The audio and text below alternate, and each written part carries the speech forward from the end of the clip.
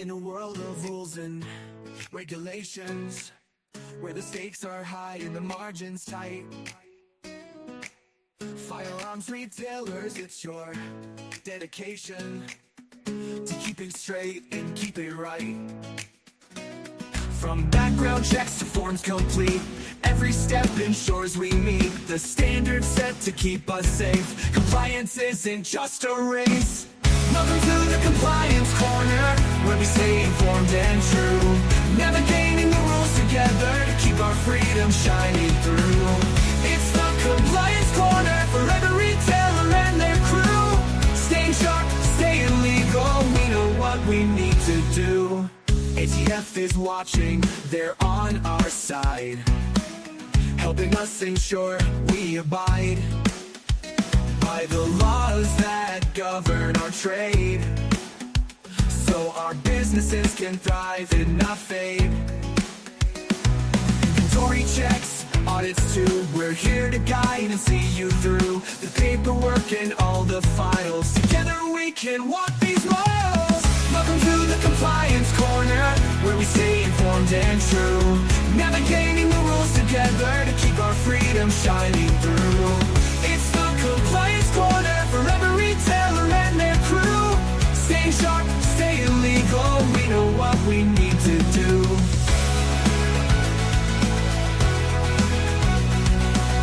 Welcome to the Compliance Corner, where we delays, we're here to guide you through the maze.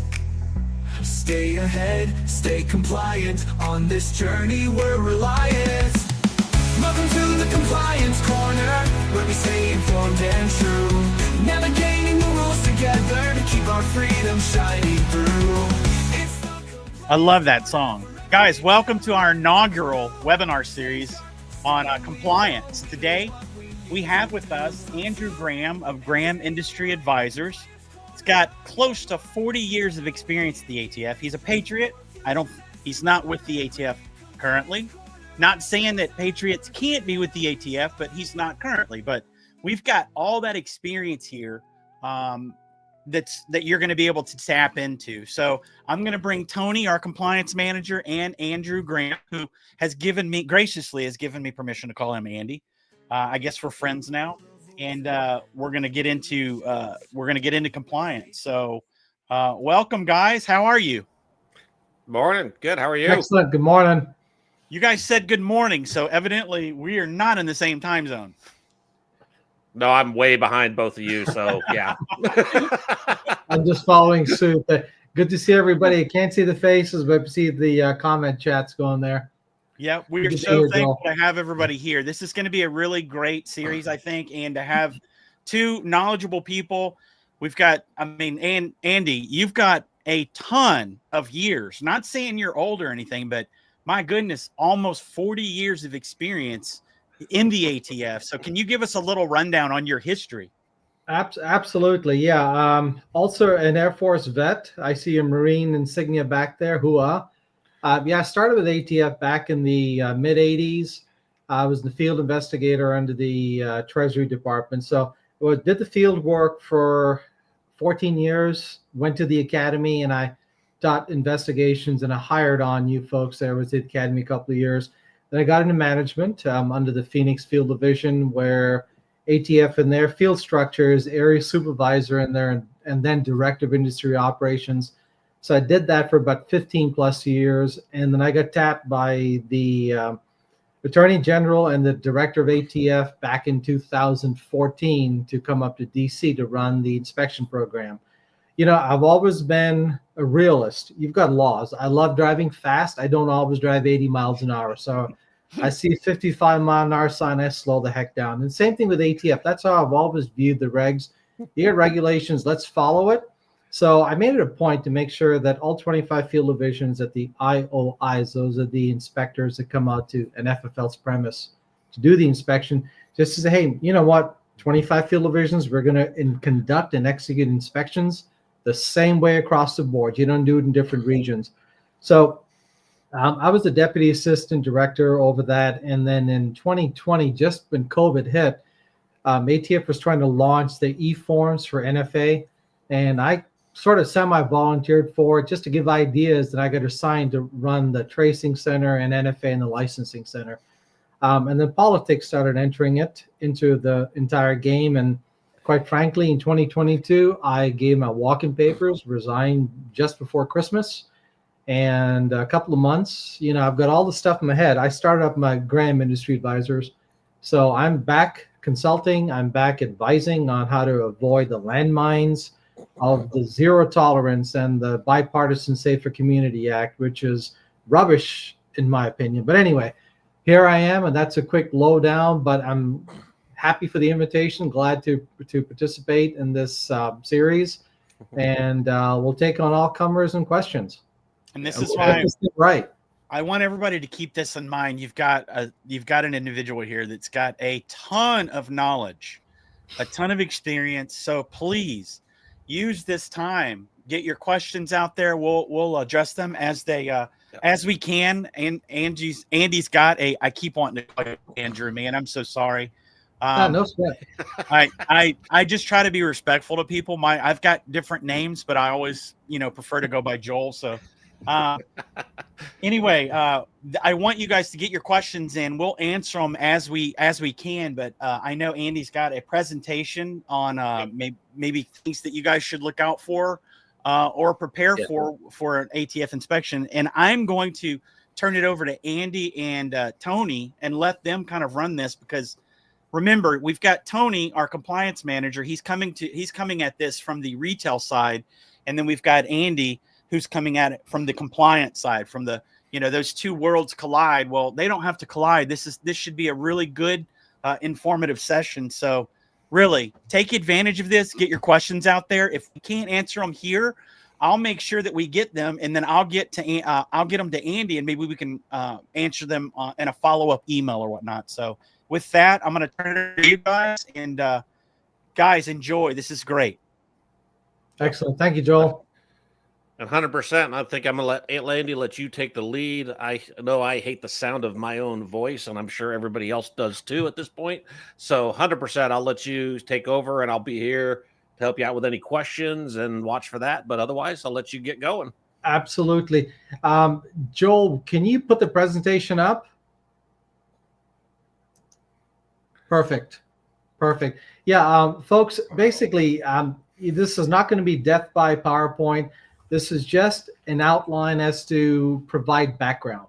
And all of the background information here, it's going to be stuff that's relevant to what you do on a daily basis. I know a lot of the stuff becomes mechanical to you, but they all have a nexus to what ATF does when they come out, when they're to do their inspections.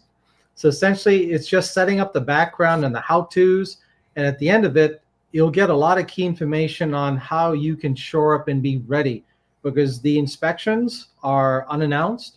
And I hate to say this, but they try to use it as a gotcha. And the gotchas are in the mode of issuing reports of violations. So this particular seminar session is called ATF Inspection Preparedness Webinar. And this is just information.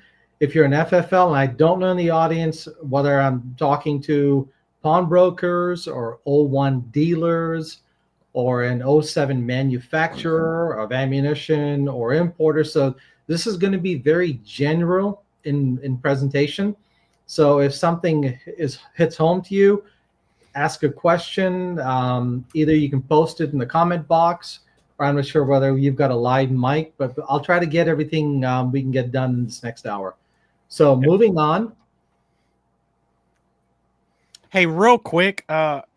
Andrew, there's a question here. Is ATF required to give an advance notice of a pending audit? So that's from Bruce.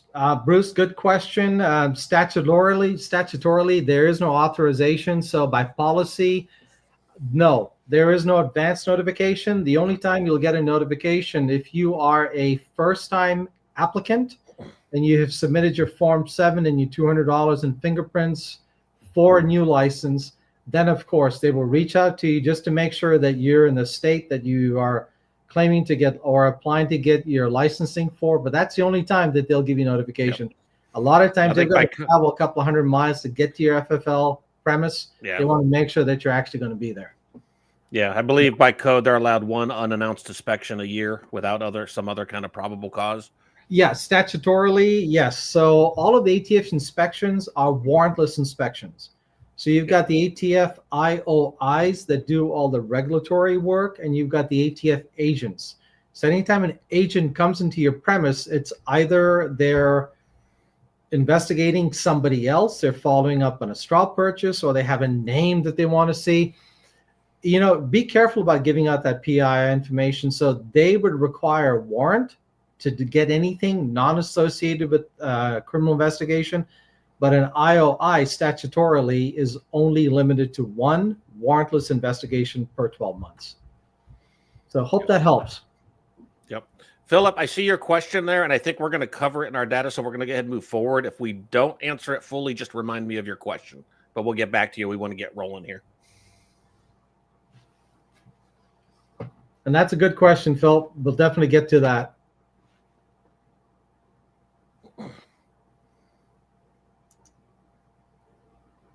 Sorry, I'm trying to get this thing to advance here.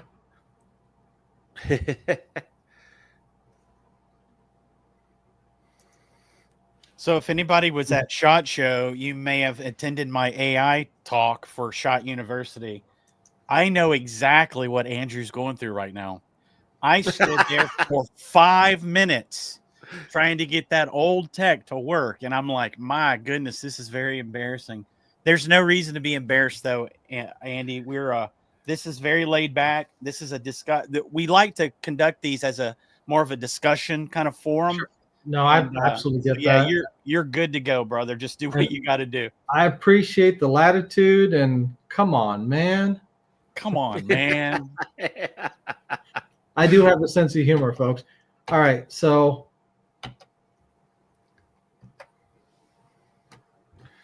if you want, you can take the I think you did it, didn't you? You got it. Yep, there it is. There we go. Yep. All right, so hey, that's me. It wouldn't be us if we didn't have some technical difficulty, right? That's my limited liability company. I'm based out of Virginia. And legal disclaimer, this is advice on regulatory confirmation. It's not to be construed as or related to as legal guidance. This is just based on regulations, based on everything that I've overviewed on ATF's website. This is for discussion purposes. The topics of today's webinar are going to be licensing, what the requirements on what ATF does, inventory firearms management, background checks conducted by either NICS, FBI, or your state point of contact. And here's a real questionable one, NICS exemptions. A lot of FFLs, and I've worked with quite a few legal firms that are defending FFLs on revocation matters because you accidentally take an out-of-state person's CPL or CCW. So I'll talk about that. The importance of the Gun Control Act record-keeping requirements, and that's bound book, whether you're paper, and in this case, you're going to be digitized using Coreware. It doesn't exempt you from record-keeping requirements, but in association with digital records, all of the 4473s, your multiple handgun purchases, I'm going to talk about the timely reporting of those because a lot of FFLs get cited for that, and the ATF just goes high order on filing date late. And I'll show you the relevance of timely recording and reporting those in relation to what ATF does with that information and how they relate it to firearm traces. And then very deep discussion on the transaction records. Everybody knows the importance of a 4473, but a lot of FFLs go sideways on adding additional sales or selling a firearm after the 30 days has expired and they haven't heard back, things like that. And then lastly, we'll build on a good foundation, how to be ready at any moment's notice of ATF walking in. So this is just building good habits, and we'll take it one step at a time on how we get there. So where licensing is concerned, you don't want to be operating under using a wrong license because if you're in there and you're an O1 licensee and ATF comes and you're manufacturing or you're assembling firearms on behalf of somebody else, there's a new definition of gunsmithing. So being aware of the type of license that you're operating under is critical because right from the outset, when they come in there to do their inspections, that's the first thing in the back of their mind. Okay, I'm going to be adding to my list of violations that this FFL is not adequately maintaining. Knowing your FFL operations and your record keeping requirements. So if you're a manufacturer, and this is what came up at SHOT Show, and one of my colleagues asked it, and I did press the ATF on it. So if you're a manufacturer, you don't have to be showing the country of origin or the countries that the firearm was imported from. Because if you're the manufacturer, you made it domestically. You're the starting point. You are the origin of that gun. So even as a dealer, an FFL, you don't have to be showing the country of origin. So you've got the manufacturing information and the other, models, make, serial number, etc. on those. So knowing what records you're supposed to keep is based on the type of license you are, whether you're an O1, a pawnbroker, a dealer. The next bullet down, familiarizing yourself with the responsible person requirements and the frequency of renewing your FFL. A lot of FFLs sort of draw a blank on the 3-year expiration of your license and don't timely get their FFLs submitted. There's a thing that ATF has called a letter of authorization. So if you find yourself in that gap to where, your license expired October 1 and you don't realize this till December, whatever you do, you need to hold on operations, because if you don't, they can come back and cite you for engaging in business without an FFL. So as a responsible person, whether you're a sole proprietor or an LLC, be aware of this stuff. And if you don't happen to be in the store, let your manager know that, hey, not for nothing, here's an alert on the calendar. We need to be taking action on this. Another shortfall is a lot of renewals currently are all done via paper. So if you're an FFL renewing your license on a Form 8, you're sending everything into a post office box someplace in Oregon. Please make sure you're using the correct fingerprint cards and you send your package into the correct FFL PO box, because there are two. One is set up for explosives and one is set up for firearms. So if you inadvertently use the wrong box number, your entire package, your payment method, all of that stuff's going to go into that typical G file, and you won't see any action. And by following up, all they're going to tell you is it was never received. So just highlights, be aware of where you're sending them to. Now, what to expect when all of this goes to the right mailbox if you're renewing your license or you're changing your address? It takes at least 3 weeks for the money to separate from the actual license file. And then what they'll do there is they'll separate that and create a PDF and then send it over to West Virginia, which is where the actual licensing occurs. And then they'll do the background checks. So typically from the date of sending your package into the lockbox, aka PO box, you're looking at about a 6-week timeline. And then once that happens, and if there are any hangups in your background check or you add a new responsible person to your license, if you don't advise the chief of licensing that this is a current list of responsible people, they may run the background check all over again without taking the liberty of referring to already approved information on file. So just a little heads up on what could happen and associated timelines with that.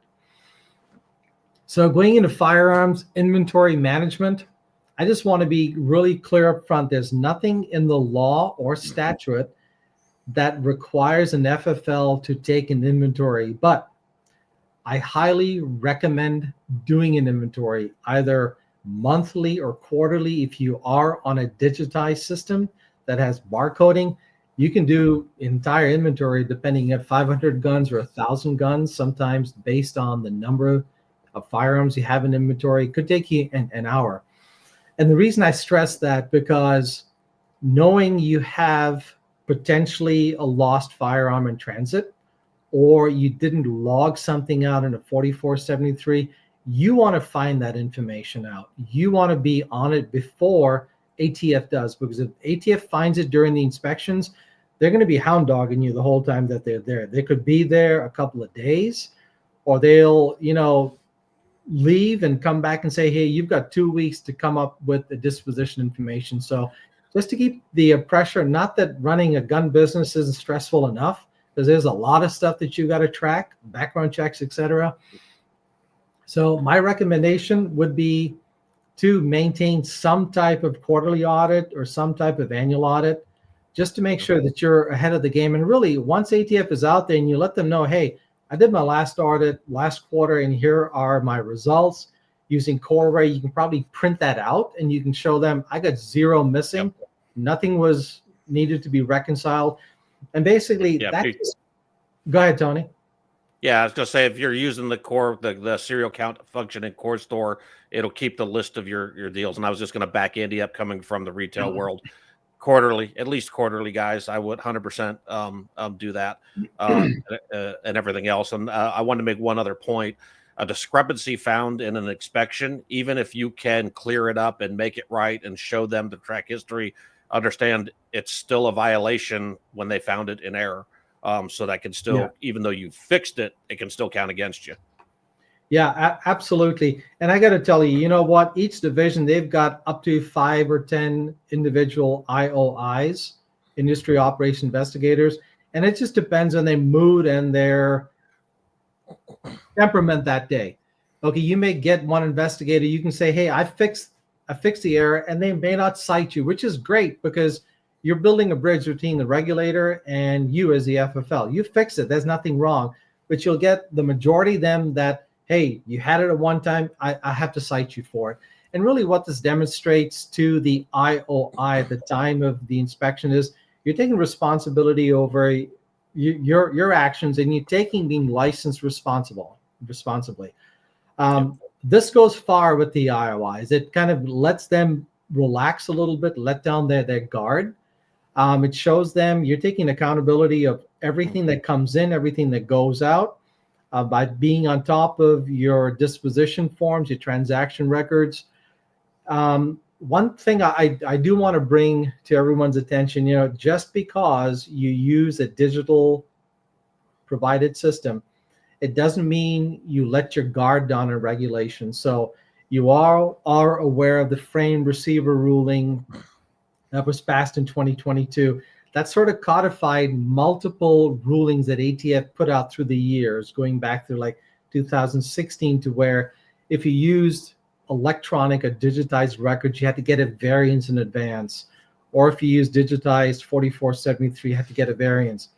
Well, since 2021 and this last frame receiver ruling, it codified all of these electronic media. So for the most part, the provider will follow the letter of the law, the letter of the statute that says, if you are a manufacturer, your records have to be like this.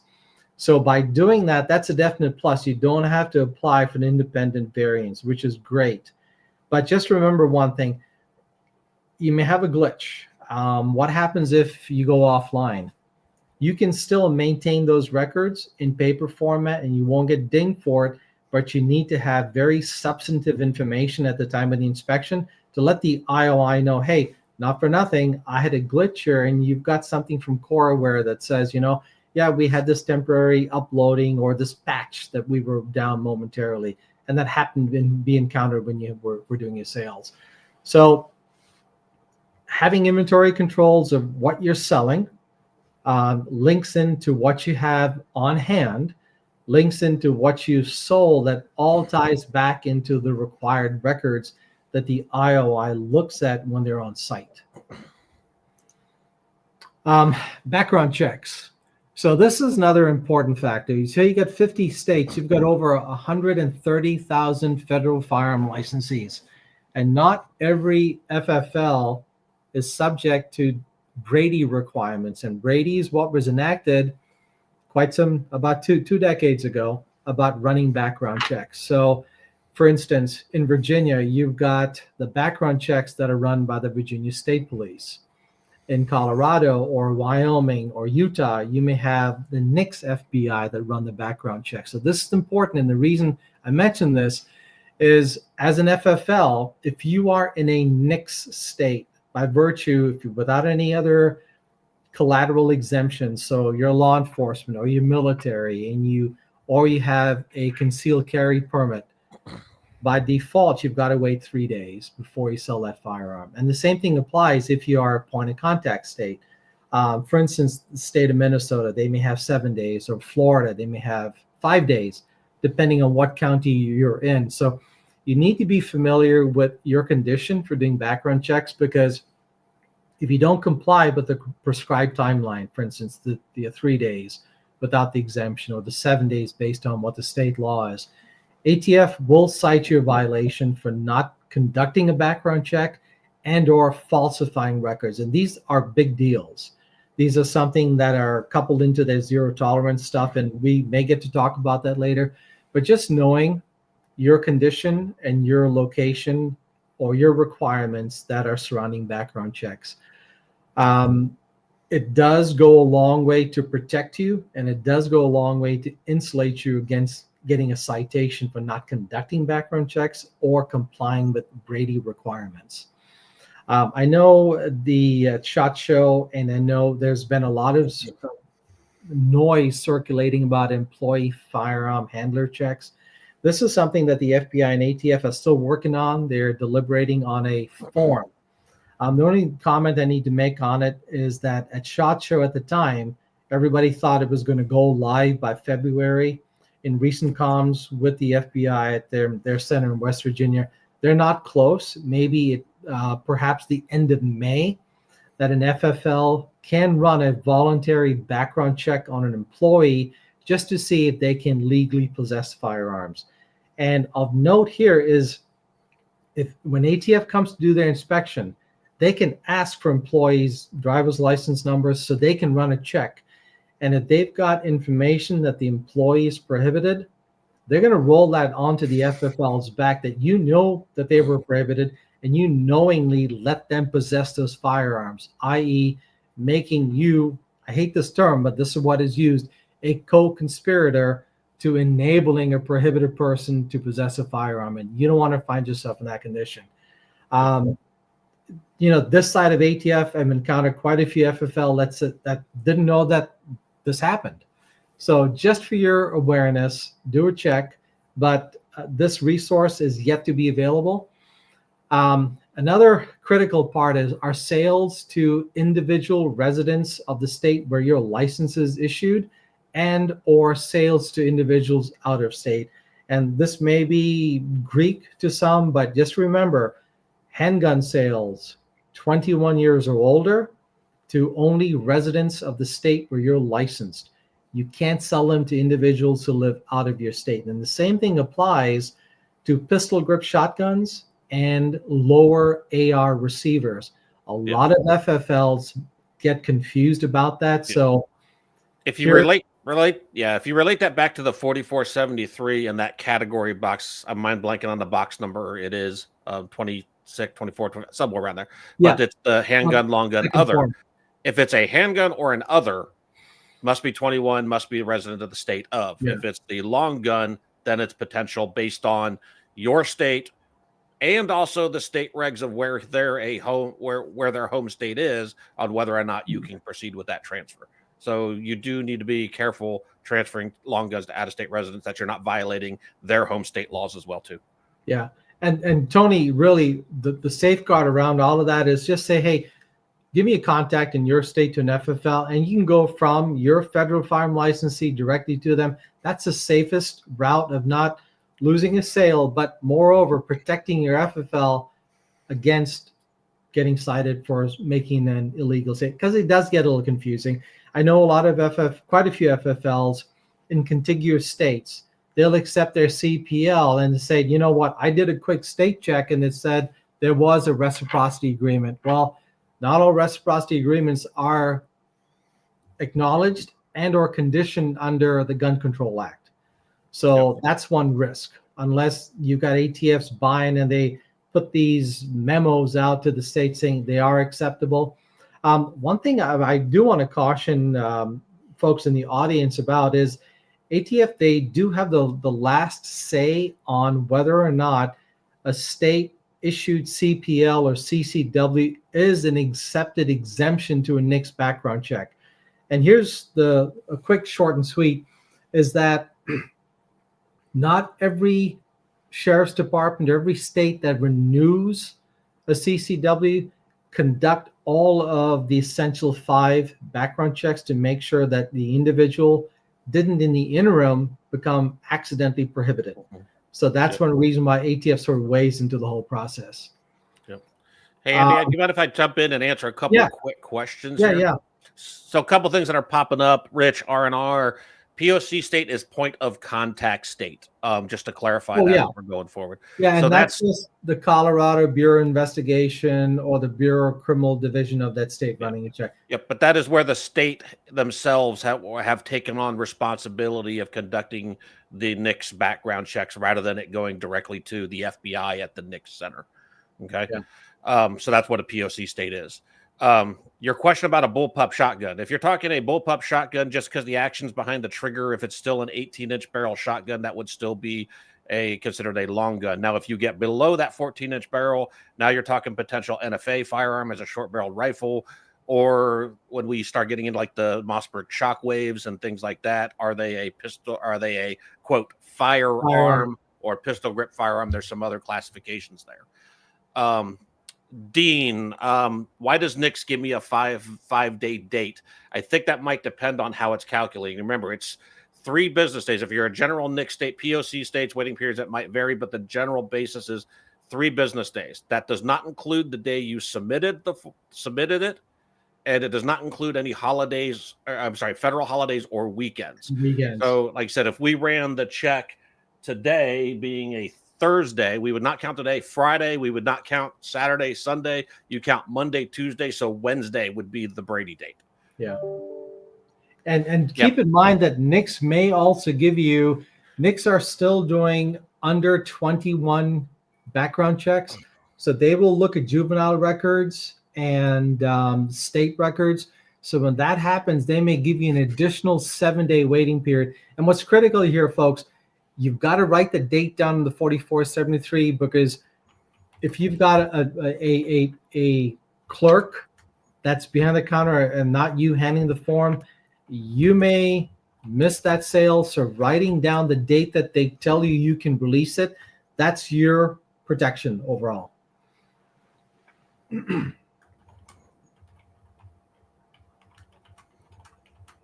So real quick, just looking at some other questions, some more questions on shotguns. The Shockwave being an AOW, it is not. AOW is an NFA weapon, $5 transfer fee instead of $200. The Shockwave, because of its overall length, didn't have a stock, wasn't manufactured. It's over 26 inches. It fits in a weird little category of firearm.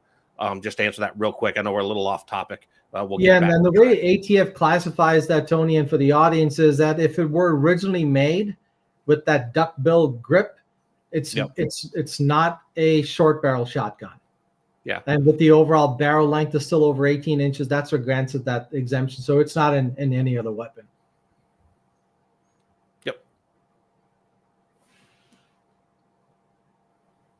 All right, I'm going to click over to the next screen.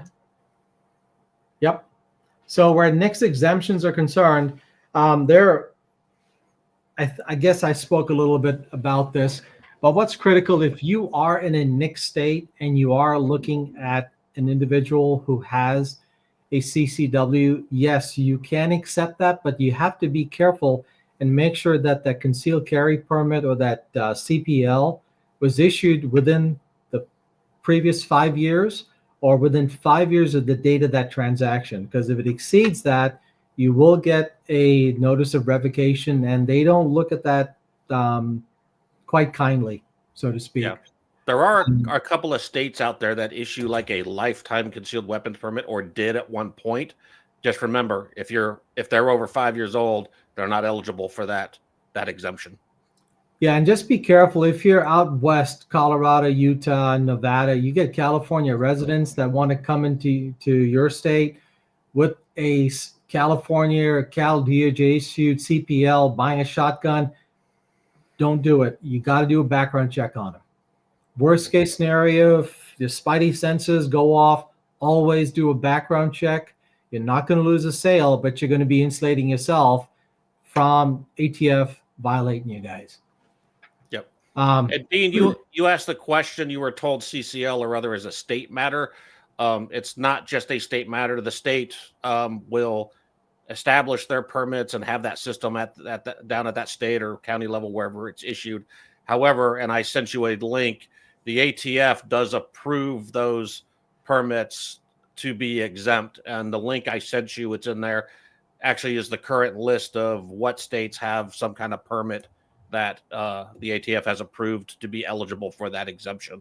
So the CCL is not just a state. There are the federal CFRs give the criteria that those have to meet to be exempt from the background check requirement. Yeah, ATF has published an acknowledged list by states. I think at some point we can dig that up and get it posted on Coreware site, or you've got my contact information. Reach out and we can have an offline chat on that also. I see we're getting the questions from Tony, and I just gaze this way. There's something about a law letter. So that law letter depends. Are you selling Title I shotguns, pistols to a department, or is this a law letter for a potential post 86 NFA firearm? So I'm not clear on which way that goes, but where the law letter is concerned, that's only relative to NFA firearms and getting newer machine guns for that department. And there's a whole lot more that goes along with it. ATF is scrutinizing all those attempts just because of prior cases over the past couple of years that they run into. So that's what I've got in there on the law letters. But if you can, Paige, if you can clarify what you're asking on that, maybe we can get it addressed for you. On the last bullet, then on the NICS exemption piece, just being aware of out-of-state individuals. They may not be prohibited, but they may have a contiguous state law requirement that prohibits. Worst case scenario, you do a background check and they have to come back to pick up the firearm. But like I've got in here, you're covering your 6 to where ATF won't come back in and try to revoke you. Gun Control Act record keeping. That's what GCA means. That's just a reference back to the 1968 Gun Control Act when Congress enacted it. And basically, it's a combination of statutes. That's the law. And the law then prescribes the regulations. And when you hear anything referred to like a CFR, it's just referring back to a code of federal regulation that governs what you do as a federal firearm licensee. So if you're an O1 licensee, the CFR tells you what type of records to keep. And that's really what Coreware is based on, making sure that the format that the provider is consistent with every one of these CFRs, Code of Federal Regulations. Where forms are concerned, there are electronic 4473s, electronic mechanisms of uploading theft loss reports, and some of the forms that are addressed by the Code of Federal Regulation are, in addition to your transaction record, your 4473, you have your 3310.4, that is your multiple handgun sale form.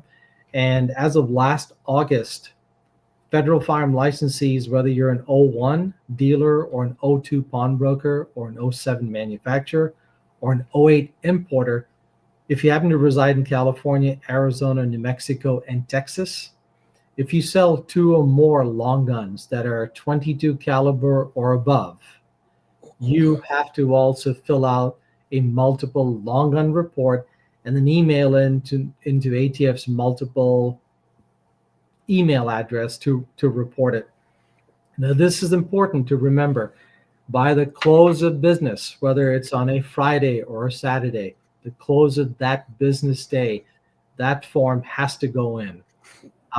There are technical measures in what they call the administrative action policy that they can cite your violation and they can really hammer you, possibly move to revoke you for not timely filing that stuff. So whether it's a 4473, please make sure that you're selling firearms after you get the approval check. If you're reporting your long guns or you're reporting your multiple handguns, make sure those reports are being submitted by the close of business and you're keeping and you're uploading an electronic copy adjacent to your 4473 with your files. A little different animal are all of the NFA forms, which are uploaded to ATF's eForm platform. Those are your Form 1s, your Form 2s for manufacturers, your Form 3s for your SOT to SOT special occupational tax. That's if you are dealing in NFA weapons. And all of those, there are certain time limits that go on there. And all of these times are critical because of ATF conducting firearm traces on guns that are used in crimes. And that may be a different lesson, but the short and sweet is when a PD turns up on a crime scene, you've got a body, you've got a gun, the gun's taken in evidence, that detective or that police department run the trace through ATF. So the timely reporting of your multiple guns can sometimes lead ATF on to, hey, you've got a multiple person buying firearms who unknowingly may have had the gun stolen from them, or they had their home vandalized, or maybe engaging a business on the side that could hurt you. So that's the significance of timely turning this stuff in, because it insulates you.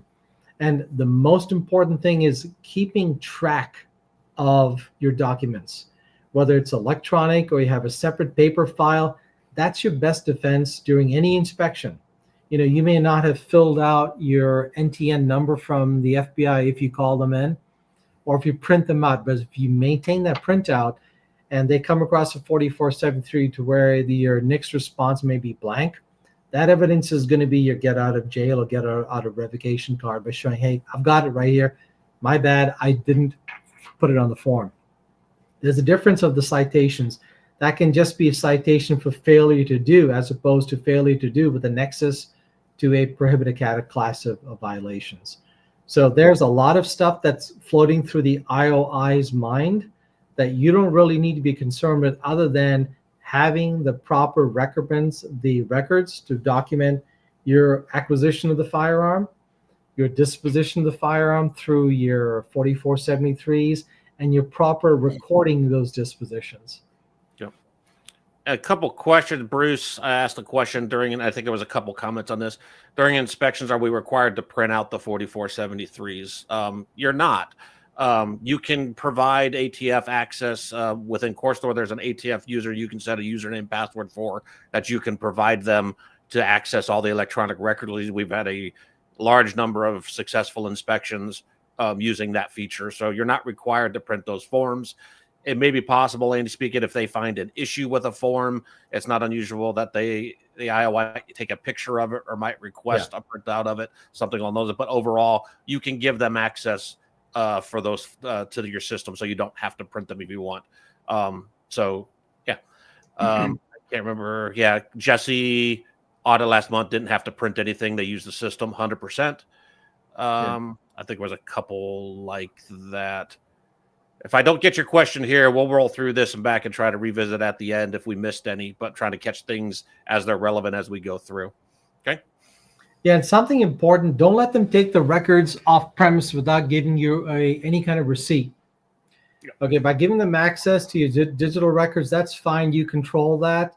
And the only time they're going to be wanting to print out, now part of being able to maintain electronic records is the ability to be able to print out at the request of the regulating agency.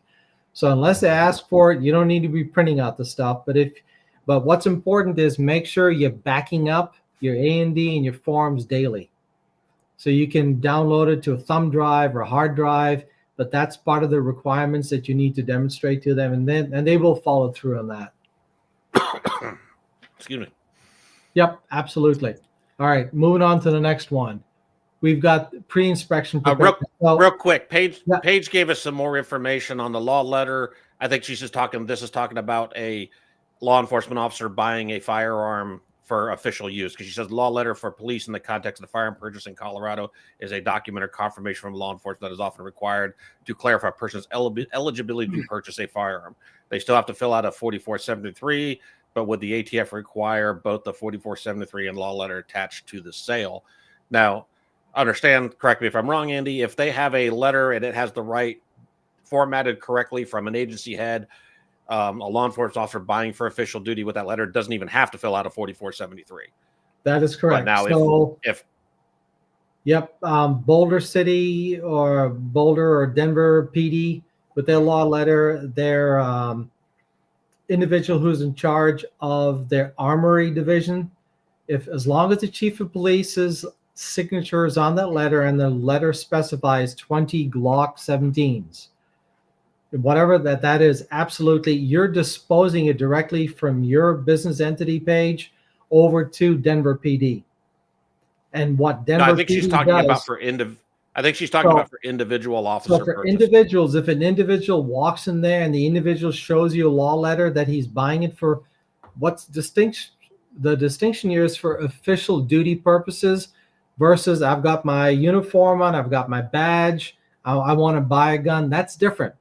There's a distinction between official duty and personal consumption, personal use. And ATF will look at that.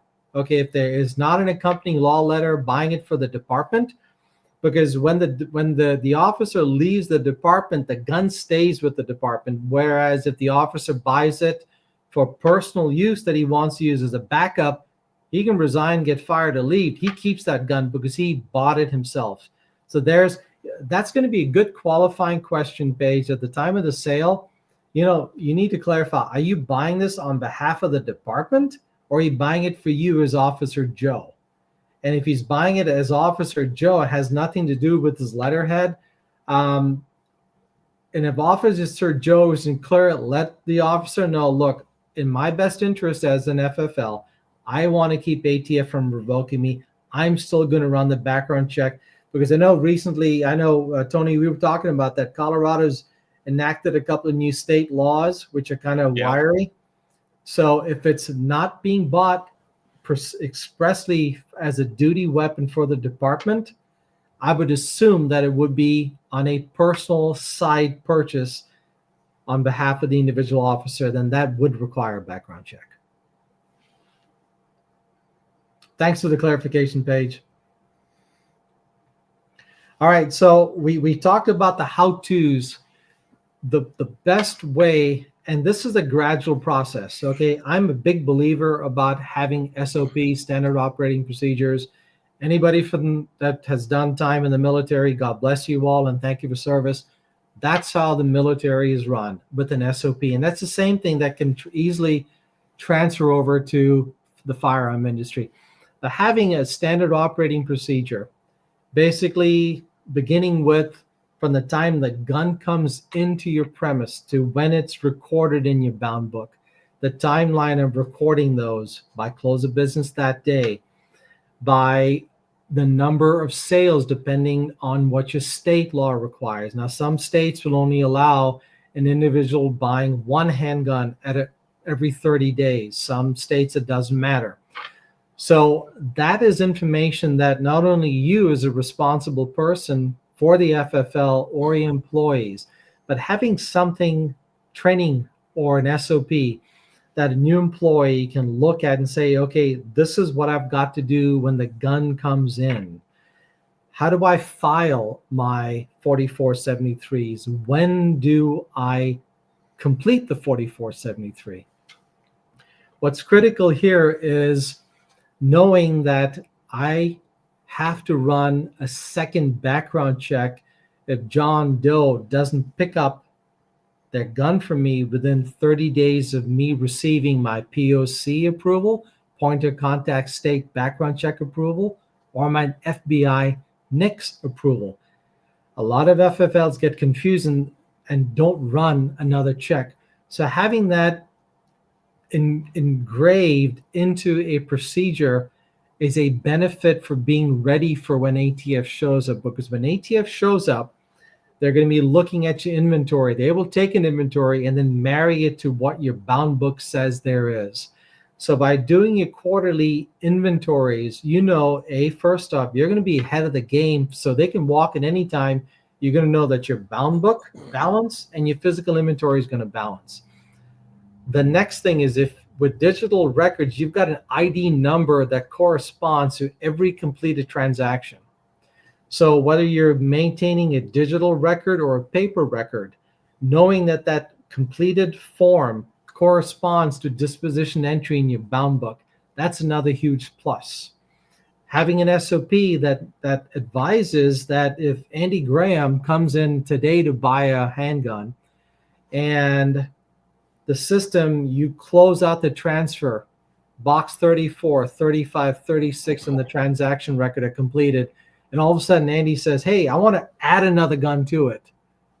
Your SOP should let your employees know that that is considered a separate transaction, because 34, 35, 36 were all formally closed out by the FFL. A lot of licensees aren't aware of that, and they get jammed up. Another big one to add into your SOP is if you are an NFA dealer and you handle suppressor sales.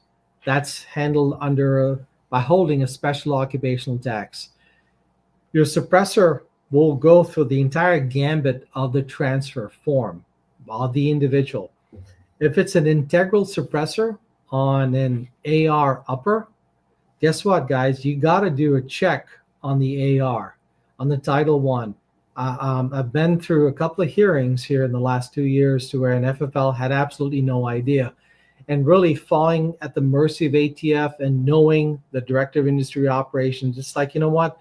ATF doesn't publicize anything that you have to do a check on the NFA. So having a set of ground rules or a standard operating procedure on how to handle long gun sales, handgun sales, sales to an individual who does not reside in the state you're licensed to do business in.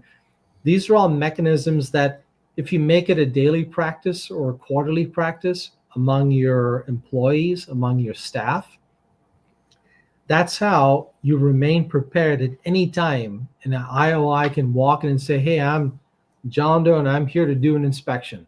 I need to have access to all of your transactions that go 12 months back from the date of the inspection. That includes your multiple handgun dispositions and your long gun dispositions. So when you send that email off, make sure you can download the email and attach it to your digital file in Coreware. If not, print it out, because an FFL can easily get accused by the IOI, because if you can't find it at the time of the inspection, they may give you a week, a couple of days to find it. If you can't find it, they're going to be back in there writing you a report of violation, which they can easily later pursue and move to revocation. Be aware that the FFL is not your friend. I'm going to repeat that. They're not your friend. They're there to do a job, and their job is to enforce the Code of Federal Regulation. Do not voluntarily espouse anything to them, because they will use that as part of their inspection record to take or to advance towards any type of revocations. They're there. Treat them with professional courtesy. Let them know where things are at the actual premise.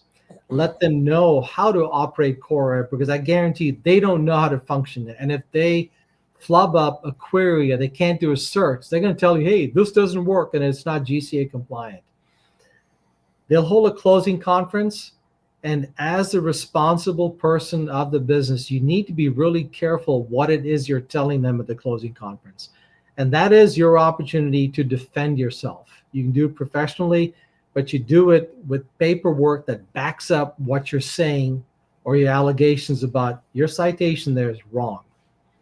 So those are very brief, very quick steps. Of course, there are multiple layers. Like any stack of pancakes, you got to go through the first couple layers to get to the bottom.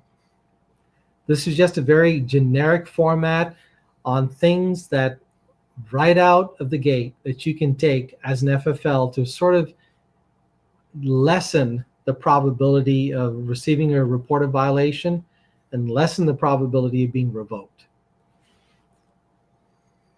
Oh, let me go through this last one really quick here, Tony. Yep.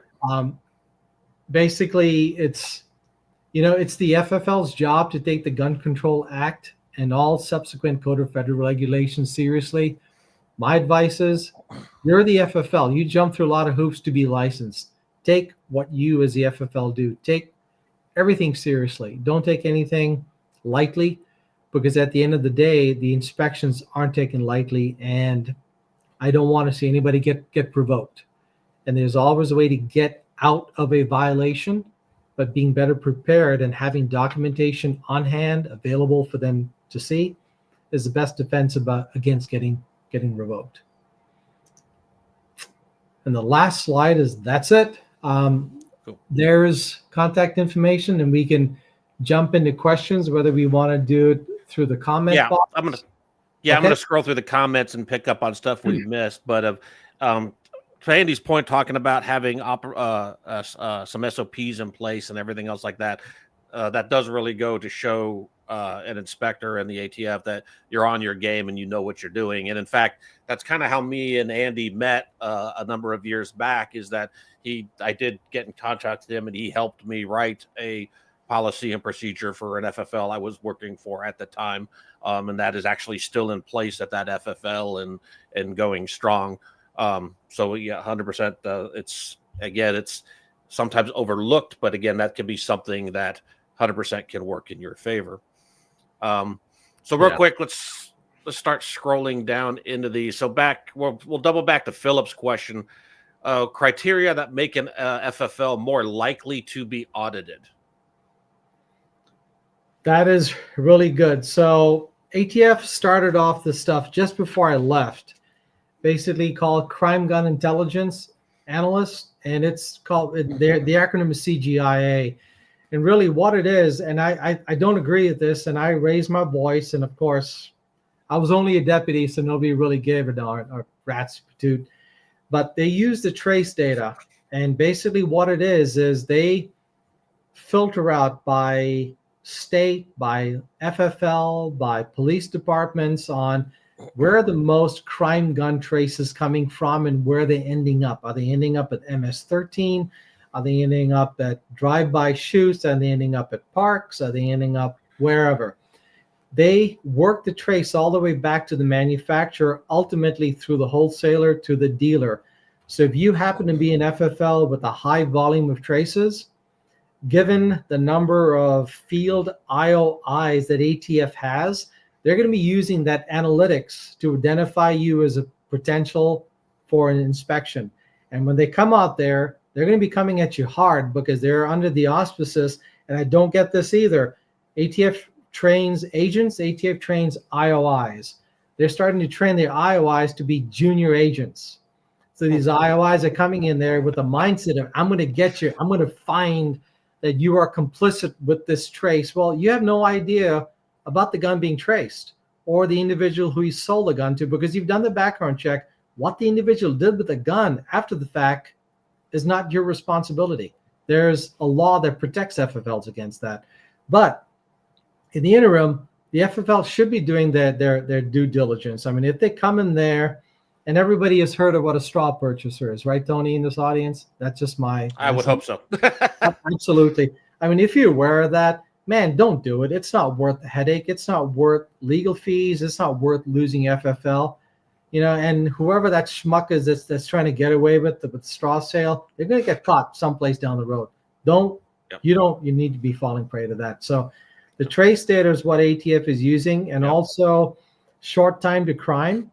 And another thing is they're using analytics just arbitrarily, and they'll scan an area and they'll identify, say, 1,500 FFLs, and they'll see, okay, out of the universe of 1,500, these 400 have never been inspected since their initial on-site application inspection. So that's the other criteria that they will use to come and identify you. So being prepared, that's the start of being ahead of them.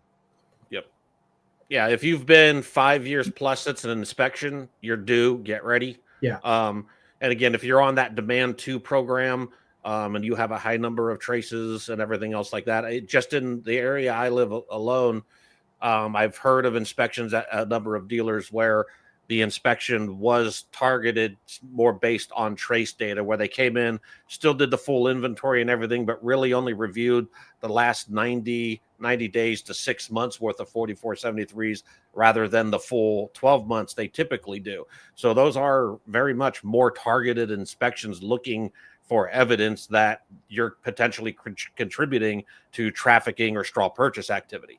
So and if you don't know what the Demand 2 program is, that's a program where based on your the amount of traces you get, you're required to report your used gun purchases quarterly into the ATF, into their program.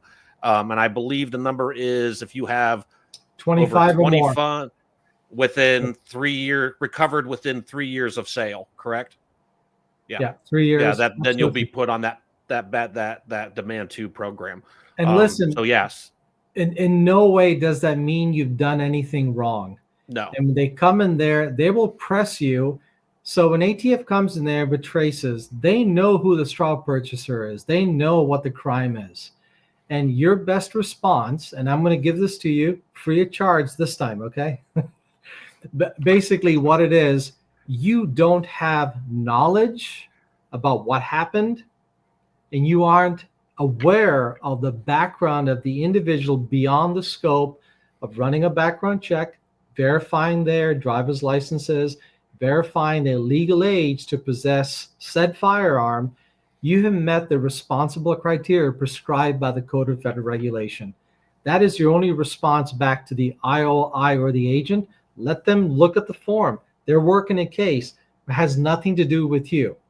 So by default, the FFL is not guilty for committing a sale that was lawfully approved by NICS or state point of contact authority that said, yes, you can sell Tony Keller the firearm or Andy Graham the firearm. Your best defense is you had no knowledge and you weren't aware that this person was deceiving you as the FFL to engage in a straw sale. It can work in your favor reputation wise within your area if you do have knowledge of making a contact and reporting that as well too. Yeah. That could 100% work in your favor, work in your favor, and as well too. So I say it's beneficial to, if you can make a contact at local PD or at the ATF field office and build a relationship where you can share information. Sometimes you get some more information back on the trends going on in your area. It may not be case specific, but it can give you a lot of information on what's going on in your area and what to look out for as well. It 100%. It's if you are seeing that, make a contact and report that, and that reputation of you doing that will work in your favor long run. Yeah, and they're good men and women that work there. I worked with a lot of them in 37 years. I hired a lot of the field IOIs. Just remember, they've got a job to do, and they've got little to no wiggle room in those citations. So being on top of your game as the FFL by maintaining timely disposition records, maintaining accurate records, and this digital format helps bring that around more often than not. Be cooperative, but don't volunteer too much information, because everything you say can be indoctrinated or can be memorialized as a witness statement that could hurt you on the back end. Yep. Question from Tim Jones. I think this is in terms of, we're talking about the unannounced inspections. I don't have a showroom where I sell firearms. I only meet people for transfers or online orders, so I'm not at the office the vast majority of the time. If they show up, I'm up there. What happens? So if you're not there, Tim Jones, they will leave a business card in your mailbox or in your door jamb, and they will also mail you a point of contact card. Typically, when you get that, you've got about a week or so to respond. If you don't respond to them, then they'll operate under the assumption if you're either being non-compliant or you've gone out of business. So if you have, I believe every application now has an email address associated with it. So if you're physically not there, Tim, they'll probably reach out to you via email, and then you can arrange, hey, I'll be back in town next Friday. I'm an appointment-only business, and that's fine to declare that during the conversation. G. Armbruster, I think Oki presented an article that has some links that will show you how to print a bound book report. But basically, in Core Store, if you go to reports, bound book, there's bound book reports. You can go in that, and then you can filter by dates and stuff like that. And then you can either present that as view or export that to an Excel or a PDF document for use and stuff like that. So that's basically how you would do that. I think we got Dean Tyler. Core store 40% of the way to track the action from. Yeah, so Core store, the way it is, it's looking at rifle for the 3310s, whether it's the 4 or the 12. It's looking at the pistol or rifle. The actions not being a required field within the bound books, we didn't want to tie a lot of search into that field for fear of missing 3310 alerts. So we went kind of with the broadest stroke because it's not required. Not everybody's gonna record that data, and we really can't force them to record that data. So we went with the broadest stroke to make sure that we're not missing any of those alerts or any of those that we would need, if that makes sense. POC state questions. I think we answered the questions on the bullpup shotgun. We can get into that later. Colleen, online sales of pistols. Are you gun broker to out-of-state people? So basically, when you get those sales, I would require them to provide you with an FFL. I would verify that FFL through a number of means, either request them email you a copy, verify that through FFL Easy Check. There's a couple of tools you can use for that. And I would dispose, and then I would send that gun to those out-of-state people to that FFL. Flat out by CFR, Andy can jump in here, but shipping, if you're shipping guns from your FL across state lines, it's got to go to another FFL anyway. So that would be the correct procedure for you to follow. Andy, do you have any other? No, 100%. Yeah. FFL to FFL, gun broker, or online sales. Don't ever ship directly to an individual out of state. Always ship it to an FFL in their state of receipt. Make sure you get a certified copy of their license. And like Tony mentioned, you always want to go onto ATF, FFL Easy Check, and that'll tell you if the license is current. If it's not current, sale doesn't go through. So I hope that helps. There's an interesting question. I've been scrolling down from Bruce Mansfield. I live in the same property as my separate building gun shop. Some of my inventory is located in my residence. What access issues could this cause? Quite a bit. So if you are in a scenario like that, and the guns that are business inventory are in your residence, ATF has a right to go and look at them, unless you've got them written out in your bound book as personal inventory. So big distinction there. So if you're splitting that up, they do have a right to go into your business premise to look at those business firearms that appear in your bound book.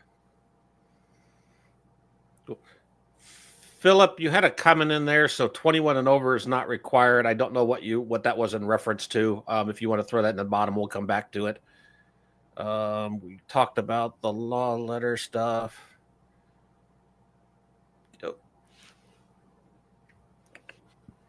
Okay, if we are selling a long gun, this is Daniel, selling a long gun, rifle, or shotgun and running a background check in our state, we are required to know all the various rules of the state the customer is from. That is a yes.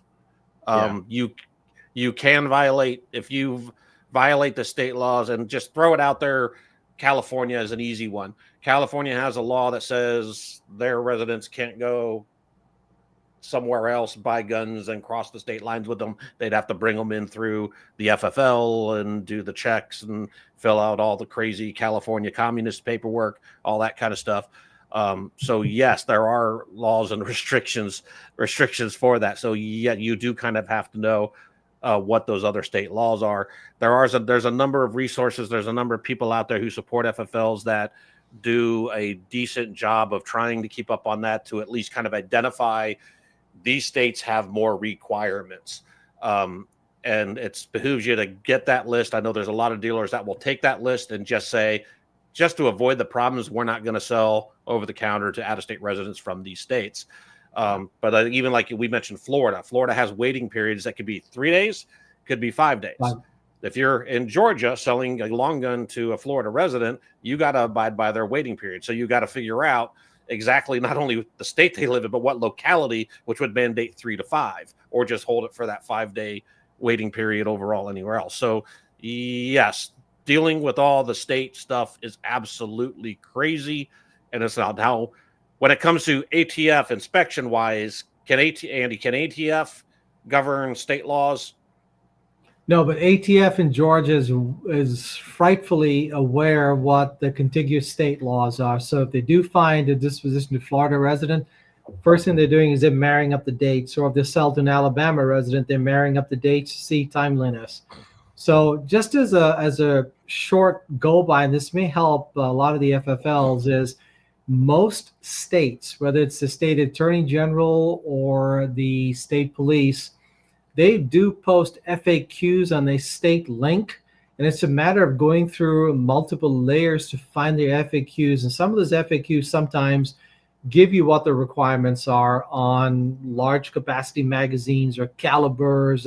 I know some states have taken upon themselves to define an assault weapon. And according to the state laws, if you sell an AR upper, they're certain with the telescopic scope. When ATF comes there, they know what Connecticut's laws are, and all they'll do is they'll make a referral to that state because they can't enforce a state law, but they'll handily make a referral, and that state will come back after you. Tyler and Roe, I think this is all relation to what would be the 3310.12 for the rifles. Yeah. And kind of the requires guys. So looking at the direct wording, the exact wording on the form, 2 or more semi-automatic rifles larger than 22 caliber, including 223/556 caliber, with the ability to accept a detachable magazine. That's what must be reported on that 3310.12. So anything bolt action, lever actions, not going to qualify. You don't have to report those. Things like your Ruger's 1022s that are 22 caliber. There's a lot of like the AR style 1522s, they might call them. There's a bunch. They're a 22 caliber rifle. So those aren't required to be reported. I also get the question every once in a while. Well, I have a semi-automatic shotgun that's magazine fed. Does that need to report it? That's a shotgun. That's not a rifle. That doesn't need to be reported. And I've gotten the question too. Well, what if I sell a guy 10 receivers? Do I have to report that as a multiple? No, receivers don't go on a multiple sale form either. Okay. Now, just to cover it, the 3310.12 rifle is specific to that certain definition of qualifying rifles.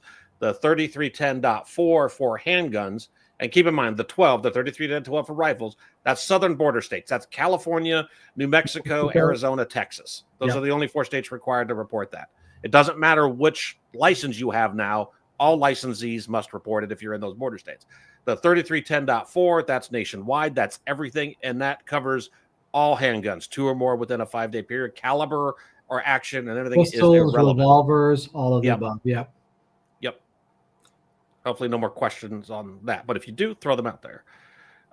Dean, ridiculous, same day. If you mail it can take 3 days. So mailing a 3310 form in, postmark. I think that's what they're looking for, right, Andy?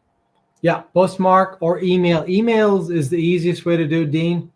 It really is. And plus, you retain an email received from the other end. So if the IOI says, hey, you don't have anything, you've got an accepted receipt that the tracing center got it. And you have to have that. Yeah, it's particularly in Core Store. The ATF email is already preset in the system to email them off. So that makes that easy.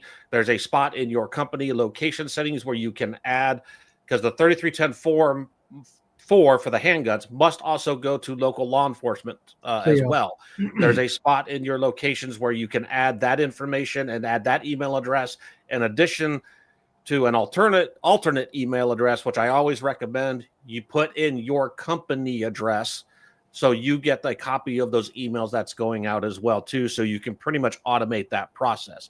There are also email logs built within Core Store if you want additional verification that you can double check, that make sure you can check by the email address, that you can make sure those emails are going out, so you can use that as additional verification as well too. Okay. Do you have anything else on that, Andy? Nope, you're spot on.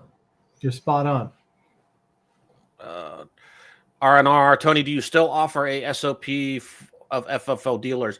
I don't write the policy manuals myself. I have a tendency to rabbit hole and turn them into documents. However, that is a specialty of Andy. So, Rich, I would 100% recommend touch base with Andy off after this after this and see what he can do for you for writing an SOP for your dealer. Absolutely. Colleen, is there a place where small business mobile companies can purchase SOPs for backpacks or firearm stores? Colleen, same advice. See what Andy can help you out with. What is the best way to run a trace to see if a consignment firearm is possibly stolen? So I'm assuming if you have a gun coming into you, Bruce,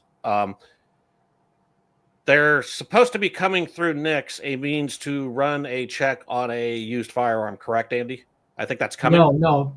NICS hasn't offered that yet. They're still, hopefully by May, you'll be able to run it the same way you do a background check.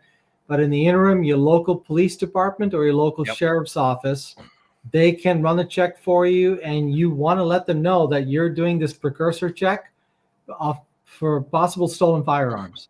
Now, some states already make this mandatory, especially for pawnbrokers, whether they're taking jewelry or whatnot, and firearms are included on that. It's their online leads that all of the states have, whether they're PD or sheriff's department. Yep. Highly recommend it. Yep. Ted B. What if a customer who is handicapped and can't fill out the 4473? So there's a stipulation in the CFRs. Andy, quote me if I'm wrong. They can, if they are handicapped, they can answer the questions and a person can fill it out for them. They must have 2 witnesses to that. Those witnesses cannot be associated with the FFL, so they would have to bring their own witnesses in. And I believe those witnesses would have to sign initial and date in the column of the 4473. In which column? In the column, if it's paper, but in box 32 on the back, in the note in the comment section of the 4473, the witnesses can validate it over there. And folks, it's just a matter of reading verbatim to the individual. Okay, 21A asks this: are you the actual buyer? Blah blah blah. The firearm. You can't interpret it for him, because then that's considered giving legal advice. You just state what the CFR, what the language states, and either tell you yes or no. And if they start asking you, well, 22 years ago I was pulled over and I was a juvenile, you don't want to get into that, because then you're leaving yourself liable, and you do want to avoid that. Colleen, I'm so sorry, but Andy just yanked his screen from me. That's why you saw that blank screen, because I was going to show you his email address again, and I'm like, hey, it's something I can help with. And he just took it down, man. I didn't realize. Did I do that? I think so. I don't think I did it. Yeah, I think you did. I hope you did, and I didn't. Let me see if I can bring it back. Give me one quick second here. Yeah, if you could just bring that last slide back so we can throw that up there, and we'll leave it up for a few seconds so that people can get your information. This has been a well-attended webinar. This has been a, my gosh, it's like we've got an encyclopedia, 2 encyclopedias here with all this knowledge. And I know we're going to be doing more of these, I think, probably. And I know, Andy, you mentioned that you have an idea for the next one, but I think a really big one would just be an entire Q&A, because this is, people engage so much, because obviously, man, when you're in a business like this, that government agency is always foreboding. It's very closed up. It's mysterious. People don't know how it works. And there's contention. There's always contention. So to be able to have somebody here that knows kind of the inside scoop and how to help our dealers, I think it would go a long way to just have an entire Q&A, like just an hour-long session of people peppering Andy with questions and Tony with questions. But this has been really good. Did it pop up yet? It did not. Okay, while you guys are working on that, Dean asked if you have a consignment, you are returning it, you must 4473 and check it back to the consignee. Yes, must do a 4473 background check. Same thing with pawn redemptions going back to the original customers. I think the only real exception to that would be work order firearms, gunsmithing, going back to the original person that dropped it off to you would be the only exception. There we go. Yep, there it is. There it is. On hands off, okay? Yeah. Cool. So there's there's Andy's email, phone number. Yeah, it's Jennifer Andy at grahamia.com. And my direct line is 720-670-0096. I'm from Colorado, so I kept my Colorado point of contact info. Jennifer, we launched a fix for that. So if it's not taking, get us a video in the support chat so we can take another look and see what's going on. Because we did do a fix for that. Philip is a trace necessary required to purchase from individuals as an FFL. You're not required to do a trace to see if a firearm is stolen. It is just a good idea. Yeah. Yeah. And then Rich, this was a huge help. Thank you. Philip, if a person doesn't pick up a firearm after 6 months for gun trigger, what are my options? You're the business owner. Do what you want.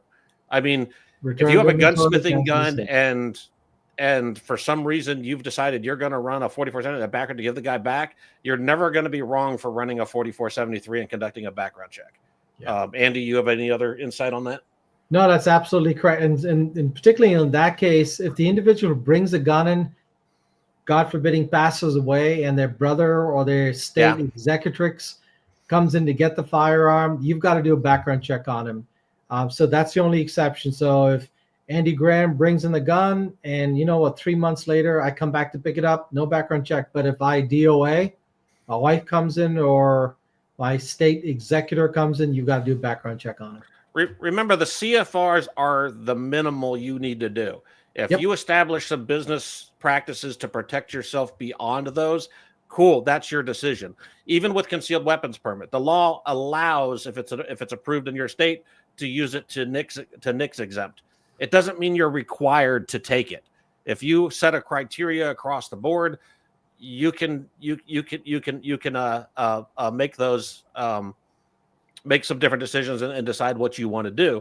I would just make it a broad policy. I think there was some case law that says like you can deny a transaction or do things like that, at your will, as long as you're not doing it discriminatory. So whatever it is, if it's a store policy, you're applying across the board, or you're applying to a specific set and not on a discrimination matter to a person, you can basically set whatever policy you want to within your store. It's just, how do you want to balance I'm going to protect myself versus serving my customers, and do you make it so restrictive that customers don't want to come back? So it's a balance.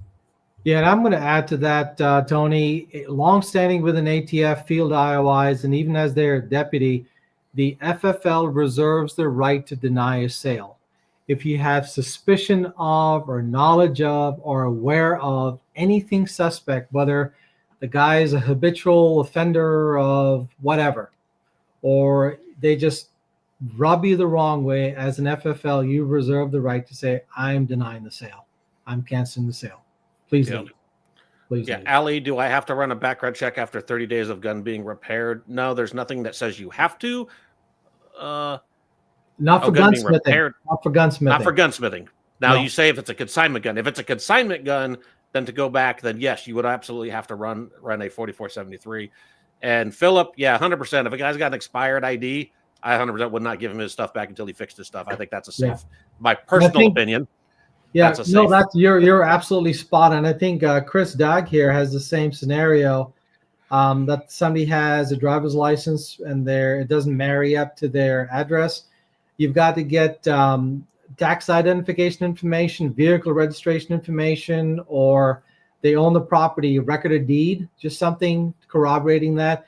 And worst case scenario, have them go and stand in the DMV line, get their driver's license updated, come back and get the firearm.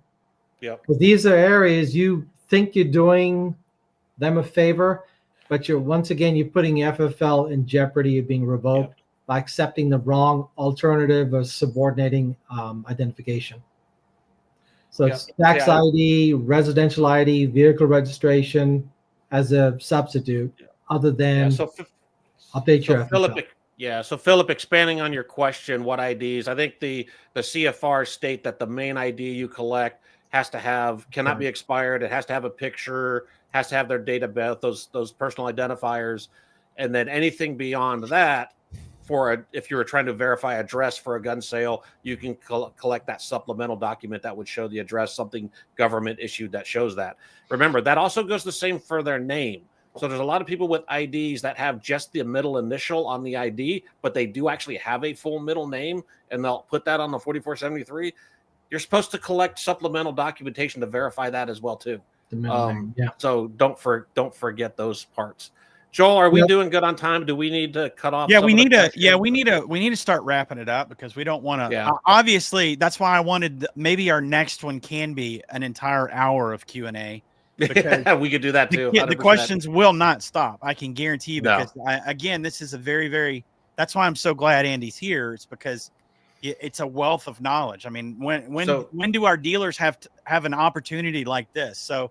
Yeah, we do want to schedule something and maybe have it just set aside for questions, because go ahead. So real quick, in the comments, yes or no, a Y or N for yes or no. Would you want our next session to be just a question and answer session? Well, that's the point. We're losing our audience right now, but I'm sure we'll get some positives. But yeah, I think that's what we need to do anyway. Even if it's not the next one. We do need to have a time where people can just ask questions, because again, the questions, it's mysterious. Everything's mysterious about this, government agency, that we have to comply with all these things. And, there's so many different opinions out there. Everybody knows the law, and it's like you could talk to 5 different people and get 5 different, ways of doing something. So it's good that we have Andy here. And I would encourage everybody, hey, just get your questions ready. Just get your questions ready so that when we have an opportunity like this again, you can rapid fire them and we can get them answered. Philip just said, "Leave us alone, Joel. He's having fun." No, I get that. No, I just have to tell this. The agency right now, they're being stretched, and this administration is doing what's right. The acting director, Kash Patel's not there. They just named the deputy of the secretary, Dan Driscoll, on. So the agency themselves are going through the scrub. And the scrub's going to involve, they've got to reevaluate the administrative action policy. And I'm not going to let too much out, but, information came out there that the zero tolerance has been halted. However, ATF is still going to uphold violations of the Code of Federal Regulation. So please don't think just because of this alert that FFLs are immune from violations. That is so far from the truth. They're still going to be going hard at it, because they're going to be trying to prove to AG Bondi their value, their worth to this administration, which, you know what? We don't need to be becoming victims of them. So they're in a lot of flux, and I'm trying to be very PC with some good PO points of contacts that I have in there, that what the hell is happening and who is doing what and who's getting walked out the front door. So that's an ongoing process, and have to tiptoe that very carefully. And I'm never tipping my hat. My loyalty is right here. That's some reason I'm not there, because politics and the law, that's a bad mix, in my opinion. Yep. And 100%, if there's any one positive I can take out, we can take out of the no tolerance era, is that we got in the industry very vigilant at our compliance measures, and you should not slack that, regardless of them Trump administration repealing the actual policy, especially until we see what his policy is actually going to be. It's do not slack on your compliance measures, because that may put some more discretion back into the IOI's hands. It may get rid of that hyper focus on those, quote, deadly sins. However, like Andy said, you can still get in trouble. So maintain your vigilance. Do not allow this as an opportunity to let things slip. Right. Yeah. Selling any kind of gun without a background check is going to get you in trouble. Not filling out a transaction record is going to get you in trouble. And I can use some other examples, but that sector of FFLs are not part of this universe here. So, but just remember, the Code of Federal Regulation is not going away. Who may be administering it may take on a different look. Right. And always keep in mind that there are people out there that don't like that you have these rights, that are on the other side that want to do things to make you or us or this industry look bad. So I've seen the videos where they go in and they try to, buy a gun, and they figure out, oh my gosh, you mean I really have to fill out an application to buy a gun? Well, yeah. So you could have people out there fishing, just trying to make us look bad. So always keep that in mind. Just stay within the law, and everything will be all right. And I think brighter times are ahead is what I think. So just stay positive and do what you got to do. But I want to thank everybody because this has been like really, really good. It really has. I'm excited for the next one. I know this one went a little bit longer than we usually do them. And I know that you guys out there would probably, well, some of you would stay here all day to get your questions answered. I just want you to know that I'm going to really push so that we can have just an entire session of Q&A where we plan it out. Maybe we, I don't know, maybe it's scotch and regulations, right? We'll just have I've always wanted to drink on the job and never got the pleasure of doing that in 37 years. Hey, my advice is going to get real interesting. We go down that route. I think it would be fun, and I think everybody out there would love it as well. But seriously, thank you guys so much for joining us. Do you guys have any closing words? Because I know we're going to see you more, Andy, in this series. Do you have any closing words? Hey, keep doing what's right. Be diligent as an FFL. And remember, that's your entity. You're the guardrail. Keep doing what's right. I got to work on that. Yeah. Tony's really good at it. Tony, go. I'm just sitting here trying to decide if I need a hug, coffee, 6 shots of bourbon, or just 2 weeks of sleep. That's all I'm at. All of it. Why would you pick? This is America, man. Come on, take it all. Guys, thank you so much for joining us. We can't wait to see you in the next one. Stay safe, stay within the law, and we'll keep bringing you some good content. Have a great day. Thank you, everybody. We'll see you next time. Take care. We're here to guide you through the maze. Stay ahead, stay compliant. On this journey, we're reliant. Welcome to the Compliance Corner, where we stay informed and true. Navigating the rules together to keep our freedom shining through. It's the Compliance